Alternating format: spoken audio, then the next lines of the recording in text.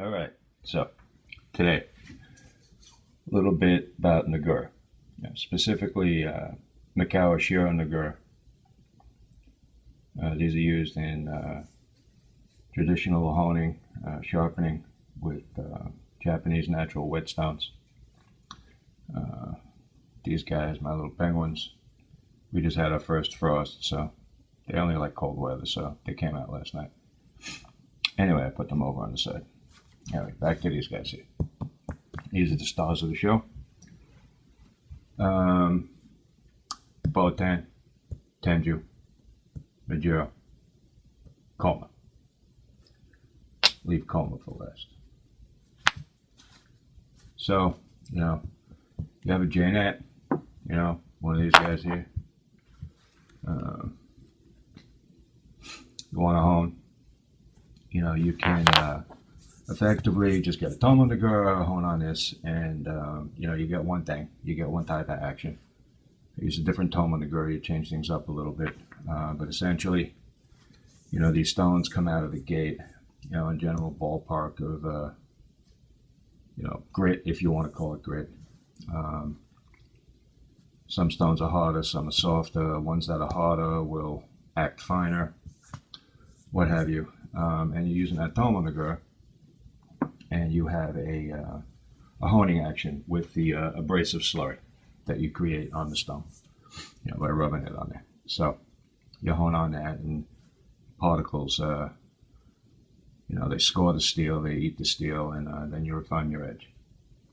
But what do you do if you want a more abrasive action? The Tomo Nagura is going to be limited, right? So that's where these guys come in. These are softer type of stone, similar, you might say, to in composition like a chalk, but they're not chalk. And they come from a variety of, these only come from one place in Japan, but Nagura are mined in a few places. These come from the quarry, Aichi quarry, and you see they have stamps on them. And these stamps are quality indicators. Now, long ago, these stones, these white types of stones were coming from everywhere, and barbers were honing their razors, and some of the stone was suspect, some of it was crap, some of it was good. And Iwasaki got involved and worked with the people at the Mikawa quarry, I forget the name, and developed a grading system. They had help from geologists. They checked the quarry out, the mine. They found that the stone was formed in layers, strata, and they named the strata. And the names of those stratas are what we call the Nagura. So Botan, right? Botan only comes from Botan layer, Koma layer, and so on. So they got their names. Now these other stamps, these are like, to keep it simple, verified, qualified, checked out by us. These are the Asano stamps. And goes back in history. I'm not going to get too crazy OCD, anal retentive on it, but the stamps tell you that these were graded by the guy that does the grading. In other words, they weren't checked out in Joe's garage and sold under the table in a high school cafeteria. These are straight up verified. This is what it is. It's what it is. Now, there are counterfeits out there, and you see some wacky stamps. You see blue ink and some other stuff, and those stones could be good, those stones could be crap. So when you buy these, you got to buy from what I would call a verified source. And even then, you got to test, because it's a natural stone and things go on. But anyway, generally speaking, you buy Mikawa Nagura and they're stamped, you're starting off in a good place.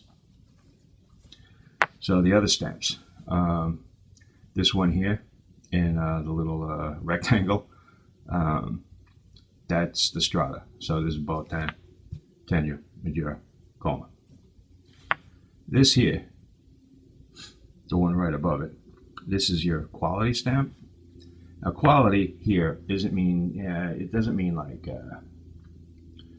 good, better, best, or whatever other Western thinking might lead you to believe.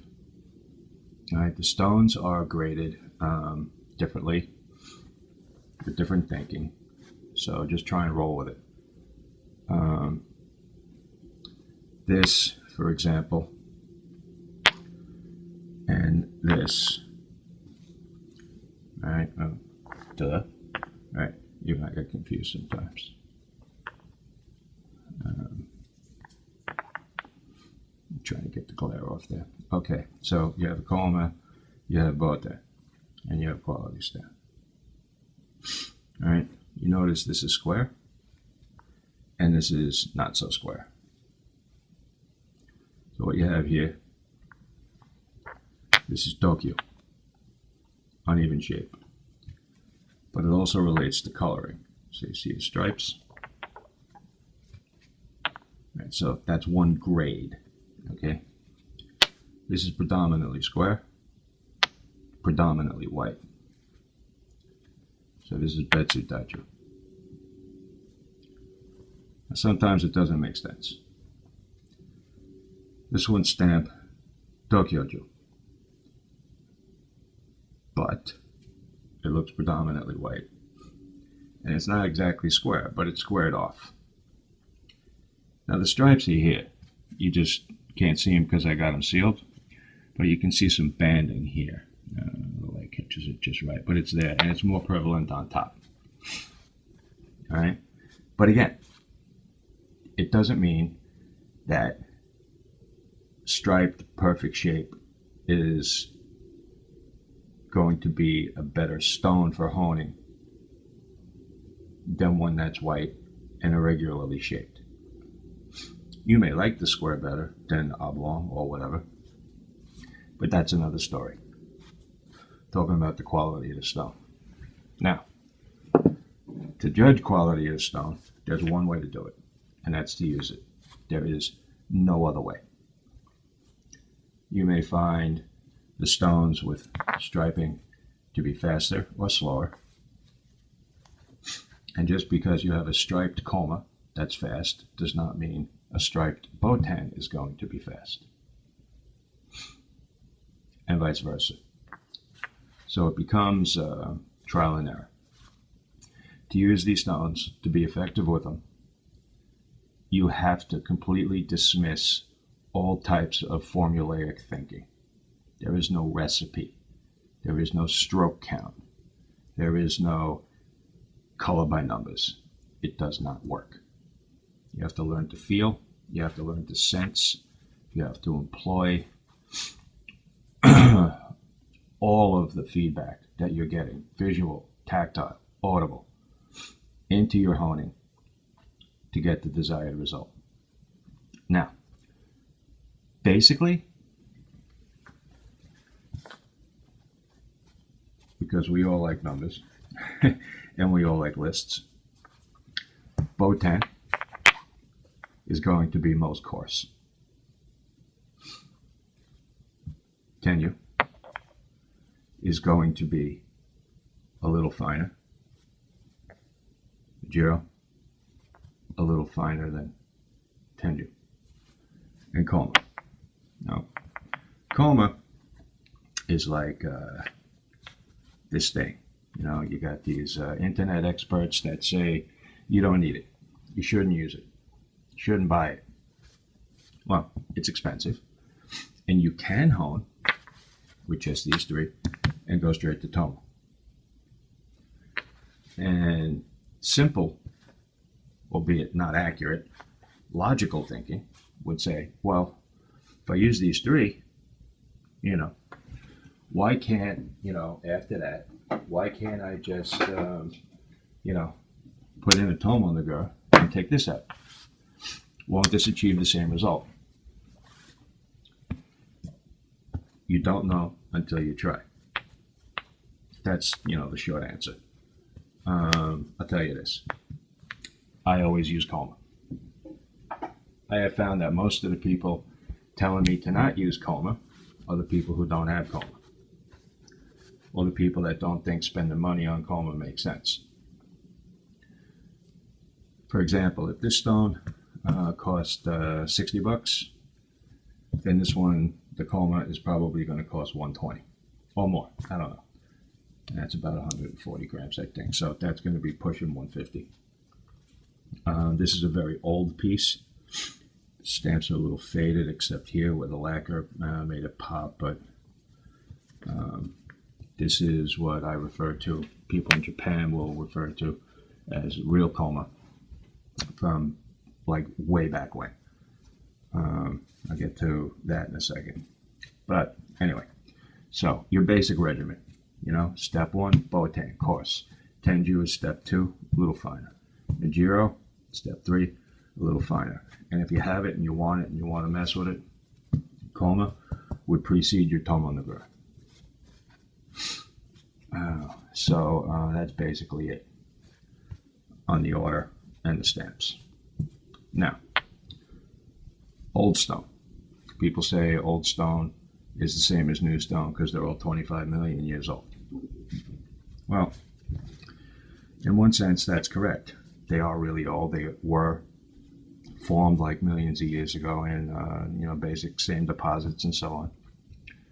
But if you think about it, that's a moronic statement, because while it's forming, there was nobody was like sitting up there in the sky with like measuring cups and sprinkling out exacting measures of radiolar creatures that settled to the bottom of the ocean. And nobody had the ocean fenced off, so there was no movement in the silt and deposits, and then you have the earth doing its thing with magma and lava, and you have layers, and then they start bending and twisting and doing all kinds of stuff. So it's kind of like throwing a bunch of ingredients in a bowl, spinning it around, mixing it up, laying out layers, and then doing like a layered steel, like a Damascus thing, where you fold it and pound it, and then you got heat and you got pressure, like all kinds of things happen.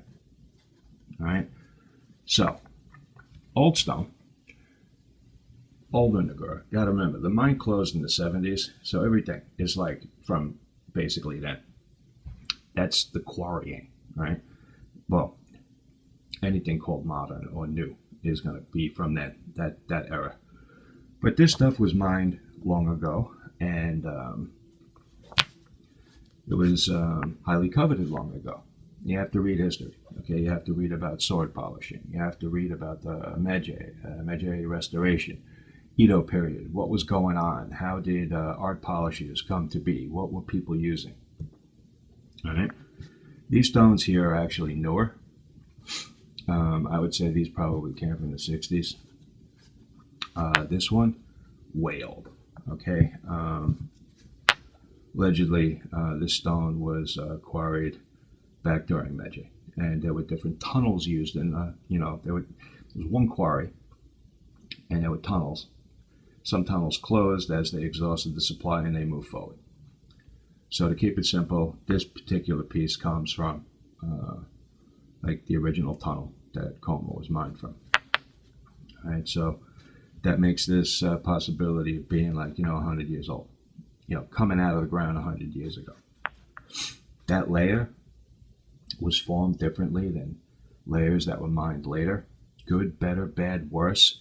That's a comparative thing. It's a subjective thing. Objectively, yes, there are going to be differences. What that maps out to, sometimes it's subjective, sometimes it's objective. I've tested some Nagura on the market.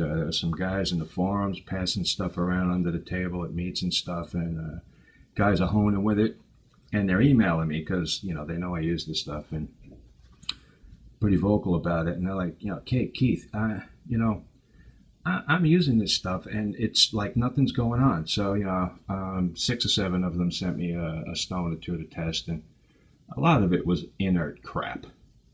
Some of them it was like Majiro was acting like Botan, but it wasn't even like consistent.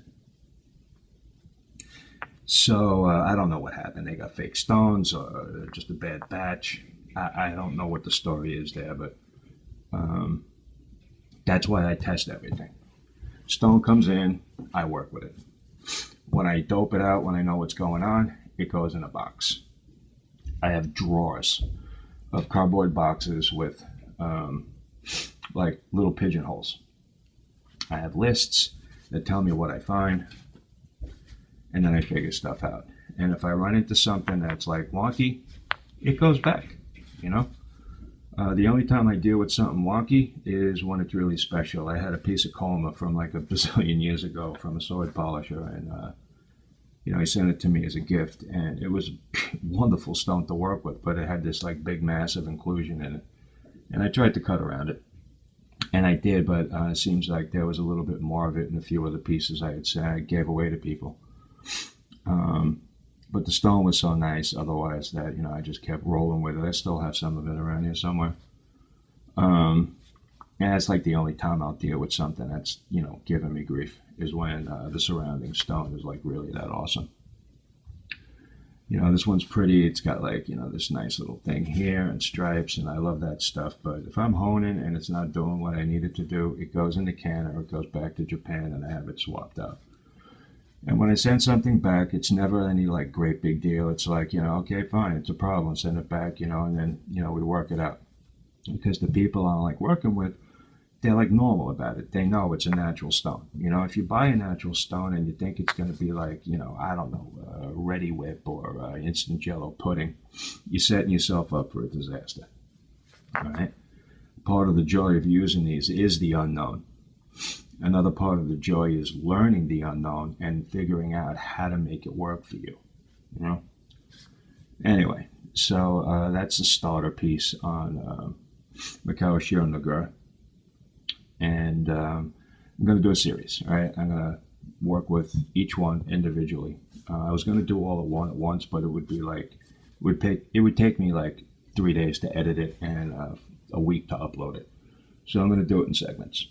And I'll start with Botan, and I'll do some honing on it, and I'll explain as I'm going along, and go from there. So anyway, stay tuned.